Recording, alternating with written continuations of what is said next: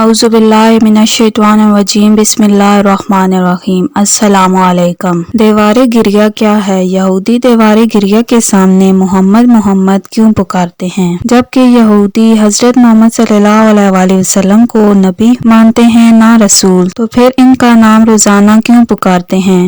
دیوار گریہ کے پیچھے موجود مقدس پتھر کیا ہے؟ مسلمان دیوار براق کو کیوں حاصل کرنا چاہتے ہیں؟ ہیکل سلیمانی کتنی دفعہ تعمیر ہوا اور اب یہودی اس کو کیوں دوبارہ تعمیر کرنا چاہتے ہیں؟ یہودی اپنے مذہبی تہوار میں ہمارے پیارے نبی حضرت محمد صلی اللہ علیہ وآلہ وسلم کا نام کیوں لیتے ہیں؟ ہیکل سلیمانی کی تعمیر سے پہلے یہودی بدوؤں کی زندگی گزار رہے تھے۔ ان کا ایک مرکزی خیمہ تھا جس میں تابوت سکینہ رکھا ہوا تھا، جس کی جانب رخ کر کے سارے عبادت کرتے تھے، لیکن اس وقت ان کا کوئی خاص قبلہ نہ تھا۔ یہودی اس بابرکت تابوت کو اپنی ہر مصیبت میں سامنے رکھتے اور دعا کرتے جس سے اللہ پاک ان سے مصیبت دور فرما دیتا۔ اکثر جنگوں میں بھی اس صندوق کو سامنے رکھا جاتا تو یہودی دشمن پر فتح پا لیتے۔ یہودی خود کو اللہ پاک کی لاڈلی قوم کہتے ہیں، اور وہ اس لیے کہ اللہ پاک نے ان کی قوم میں سے بے شمار انبیاء بھیجے، اسی لیے ان کا یہ ماننا تھا کہ دنیا کے آخری پیغمبر بھی انہی میں سے ہوں گے۔ خیر، جب حضرت داؤد علیہ السلام کو بادشاہت نصیب ہوئی تو انہوں نے سوچا کہ اب اس پاک صندوق کے لیے بھی کوئی خاص عمارت ہونی چاہیے، اس لیے آپ نے ایک مسجد اور ہیکل کی تعمیر شروع کروائی، جس کو مکمل آپ کے بیٹے حضرت سلیمان علیہ السلام نے کروایا۔ حضرت سلیمان علیہ السلام نے اپنے دور حکومت کے چوتھے سال ہیکل سلیمانی کی تعمیر شروع کی، جس کو مکمل آپ کی وفات کے بعد جنات نے کیا۔ خیر، یہ ہیکل عبادت گاہ یا مسجد، جسے بعد میں مسجد اقصی بھی کہا جانے لگا، اس کی بہت عالی شان اور وسیع و عریض تعمیر کی گئی۔ حضرت سلیمان علیہ السلام کی وفات کے بعد اس مسجد کے 3 حصے کر دیے گئے۔ بیرونی حصے میں عام لوگ عبادت کرتے، اس سے اگلے یعنی درمیانی حصے میں علماء اور انبیاء کرام کی اولادوں کو عبادت کرنے دی جاتی، جبکہ اس کے سب سے اگلے حصے میں تابوت سکینہ رکھا گیا تھا، اور یہی وہ حصہ تھا کہ جسے سب سے بابرکت سمجھا جاتا تھا۔ اس تابوت والے حصے میں جانے کی اجازت صرف سب سے بڑے امام یا اس وقت کے موجودہ پیغمبر کو ہی ہوتی تھی۔ اس کے بعد اللہ پاک نے اس قوم میں بہت سے پیغمبر بھی مبعوث فرمائے، لیکن یہ قوم بد سے بدتر ہوتی گئی۔ اللہ پاک نے بڑی تعداد میں انبیاء ان میں بھیجے، لیکن یہ لوگ سدھرنے کو تیار نہ تھے۔ بس پھر اللہ ان سے ناراض ہوا اور بخت نصر کی صورت میں ان پر عذاب نازل ہوا۔ 586 قبل مسیح میں بخت نصر نے ان کے ملک پر حملہ کیا اور ہیکل کو مکمل طور پر تباہ و برباد کر کے تابوت سکینہ کو اپنے ساتھ لے گیا۔ 6 لاکھ سے زائد یہودیوں کو قتل کیا اور 2 لاکھ یہودیوں کو قید کر کے اپنے ساتھ عراق کے شہر بابل لے گیا۔ بابل شہر سے باہر اس نے یہودی غلاموں کی بستی قائم کی اور اس کا نام تل ابیب رکھا۔ 70 سال تک ہیکل تباہ رہا۔ بخت نصر نے جب تابوت سکینہ کی بے حرمتی کی تو اللہ پاک نے ایران کے بادشاہ سائرس کو بابل پر حملہ آور کر دیا اور بابل کو تباہ و برباد کر دیا اور تل ابیب میں موجود یہودی غلاموں کو آزاد کر دیا۔ یہودی یہاں سے آزادی کے بعد یروشلم پہنچ گئے اور دوبارہ ہیکل کی تعمیر کا سوچنے لگے۔ ہیکل کی دوسری تعمیر شروع ہوئی۔ یہ تعمیر حضرت زکریہ علیہ السلام کے کہنے پر ہوئی، لیکن اس بار تابوت سکینہ موجود نہیں تھا۔ اس کے بارے میں آج تک معلوم نہیں ہو سکا کہ بخت نصر نے اس کا کیا کیا۔ کچھ لوگوں کا کہنا ہے کہ اس مقدس صندوق کی مزید توہین سے بچانے کے لیے اسے اللہ پاک کے حکم سے کسی محفوظ مقام پر معجزانہ طور پر چھپا دیا گیا، جس کا کسی انسان کو علم نہیں، لیکن یہودی اس کی تلاش میں پورے کرۂ ارض کو کھود ڈالنا چاہتے ہیں۔ ہیکل کی تیسری دفعہ تعمیر کا کام ہیروڈس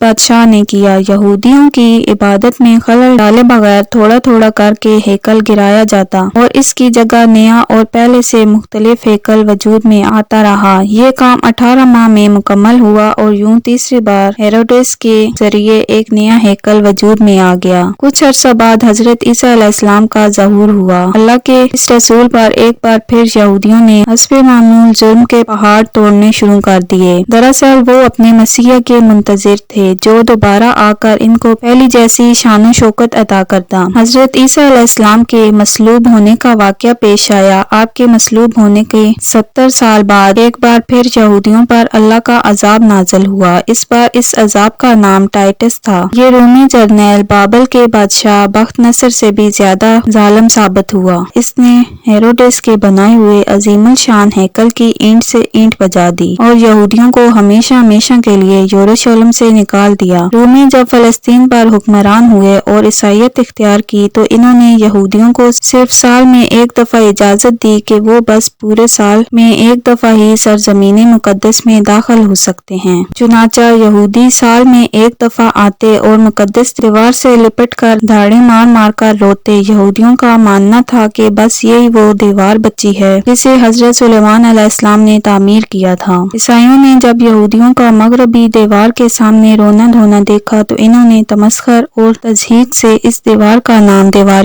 گریہ رکھ دیا۔ پھر کم و بیش 1900 سال یہودی دنیا بھر میں بھٹکتے رہے، جس کے بعد برطانیہ نے جب فلسطین پر قبضہ کیا تو برطانیہ نے اسرائیل کو فلسطین میں جنم دیا اور یوں صدیوں سے بھٹکتے ہوئے یہودیوں کو سرزمین مقدس میں دوبارہ جگہ مل گئی۔ اب جب یہودی دوبارہ بیت المقدس میں داخل ہوئے تو انہوں نے اعلان کیا کہ دیوار گریہ ہی بس وہ دیوار ہے جو حضرت سلیمان علیہ السلام کی بنائی گئی بنیادوں پر قائم ہے۔ اس کے علاوہ باقی ساری دیواریں تبدیل ہیں۔ اسے ہیکل سلیمانی کی آخری نشانی سمجھا جاتا ہے۔ یہی وہ دیوار ہے کہ جسے مسلمان دیوار براق کہتے ہیں۔ مسلمانوں کے عقیدے کے مطابق یہی وہ جگہ ہے جہاں حضور اکرم صلی اللہ علیہ وآلہ وسلم کی معراج کی رات براق کی سواری اتری تھی۔ یہ مقام دنیا کے قدیم ترین شہر یروشلم میں واقع یہودیوں کی ایک انتہائی اہم یادگار اور مقدس ترین مذہبی مقام ہے، جس کے سامنے رونا اور گریہ زاری کرنا یہودیوں کا انتہائی اہم مذہبی فریضہ ہے۔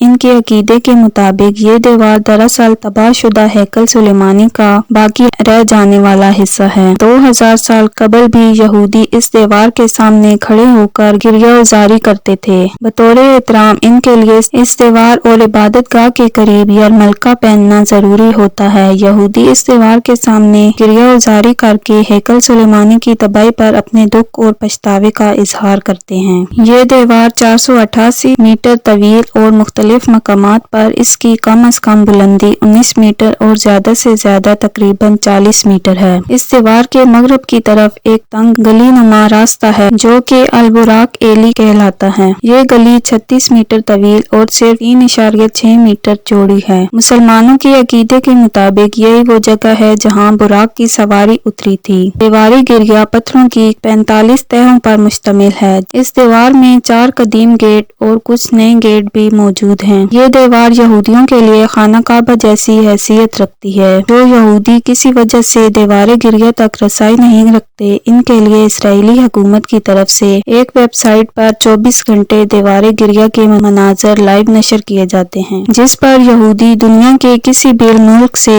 گریہ و دعا کر سکتے ہیں۔ یہودیوں کی مقدس ترین عبادت گاہ اس دیوار کے عین پیچھے واقع ہے، جسے بنیادی پتھر یا مقدس پتھر بھی کہا جاتا ہے۔ اس کے قریب ہی یہودیوں کا مقدس ترین کنیسہ ہے جس کو بنیادی پتھر کہا جاتا ہے۔ زیادہ تر یہودی ربیوں کے مطابق اس مقدس پتھر کے اوپر کوئی یہودی پیر نہیں رکھ سکتا اور جو ایسا کرتا ہے عذاب میں مبتلا ہو جاتا ہے۔ اللہ کی تمام نازل کردہ کتابوں میں حضرت محمد صلی اللہ علیہ وآلہ وسلم کا ذکر موجود تھا۔ تناخ ایسی آیات ہیں کہ جن پر یہودی اور عیسائی متفق ہیں، یعنی ایسی آیات جو تورات میں موجود ہیں اور انجیل میں بھی، ان کو تناخ کہا جاتا ہے۔ اسی طرح کی ایک آیت کتاب مقدس میں سونگ آف سولومون کے چیپٹر 5 کی 16ویں آیت ہے کہ جس کا ورد دن رات یہودی دیوار گریہ کے سامنے کرتے ہیں، جس کا ترجمہ کچھ یوں ہے: وہ میرا دوست ہے، وہ میرا پیارا ہے، وہ سب کا محمد ہے، اے یروشلم کی بیٹیوں۔ یہ آیت عیسائیوں کی کتاب انجیل میں بھی موجود ہے۔ یہودیوں کا یہ عقیدہ ہے کہ اگر ہم اس آیت کا زیادہ سے زیادہ ورد کریں گے تو اللہ پاک ہمیں جلد سے جلد دوبارہ اپنی لاڈلی قوم بنا لے گا اور ہم پھر دوبارہ دنیا پر حکومت کریں گے۔